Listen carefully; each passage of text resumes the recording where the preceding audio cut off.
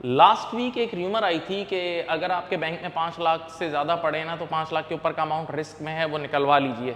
तो बहरहाल very next day state bank ने क्लैरिफिकेशन दी और स्टेट बैंक ने बताया कि हमारी जो स्टेट बैंक है वो दुनिया की एक one of the best central bank, यानी जो उनकी पॉलिसीज हैं कंट्रोल की, वो ज़बरदस्त पॉलिसीज हैं।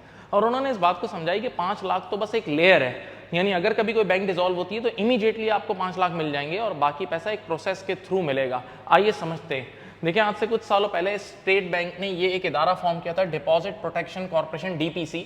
ये 100% ओन सब्सिडरी है स्टेट बैंक की, यानी कोई और मालिक इसका नहीं है, और गालिबन 2017 में शुरू हुआ था।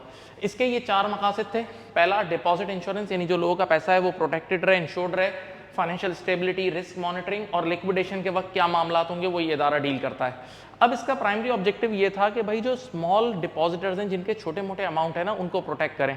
तो इनिशियली जो ये लेयर थी ना, ये सिर्फ 2.5 लाख की थी, अब ये 5 लाख की हो गई है। यानी 5 लाख तो आपको 1 सेकंड में वापस मिल जाएंगे। और याद रहे, ये पर बैंक, पर डिपॉजिटर, पर बैंक है। यानी अगर कोई बंदा चाहता है जिसका 20 लाख है और वो अपने आप को बहुत एक्सट्रीम प्रोटेक्टेड रखना चाहता है, तो 5-5 लाख 4 डिफरेंट बैंक में अकाउंट खुलवा ले, फिर तो वो एक्सट्रीमली प्रोटेक्टेड है। लेकिन हाँ, बाकी पैसा करोड़ों रुपए भी प्रोटेक्टेड है। अब सवाल ये यहाँ पर एक क्वेश्चन अराइज होता है, why are banking system is sound? हमारा बैंकिंग सिस्टम इतना साउंड क्यों, इतना कॉन्फिडेंस है? क्योंकि हमारे नंबर्स बहुत बहुत साउंड है। देखिए, एक रेशियो बैंकिंग इंडस्ट्री में बताया जाता है, कैपिटल एडिक्वेसी रेशियो। उसका मोटा मोटा फॉर्मूला ये है कि equity divided by risky assets of bank, या और इसका जो रेगुलेटरी नंबर है ना, यानी जो स्टेट बैंक की रेगुलेशन है, ये 10.5% होना चाहिए। लेकिन रिसेंटली अभी हाफ ईयरली जो डाटा हमारी बैंकिंग, ओवरऑल बैंकिंग सेक्टर का आया है, तो वो 18% है। यानी जरूरत सिर्फ 10.5% की थी, फिर भी 18% है।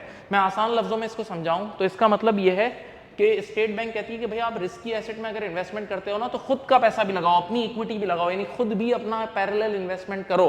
तो वो जरूरत सिर्फ 10.5% की थी, लेकिन लोगों ने, यानी हमारी बैंक्स ने 18% तक किया हुआ है।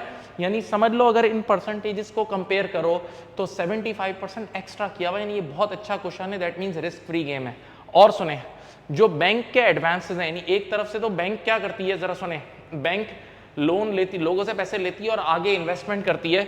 तो वो सिर्फ 45% बैंक ने आगे, टोटल डिपॉजिट्स का 45% आगे एडवांस दिया हुआ है।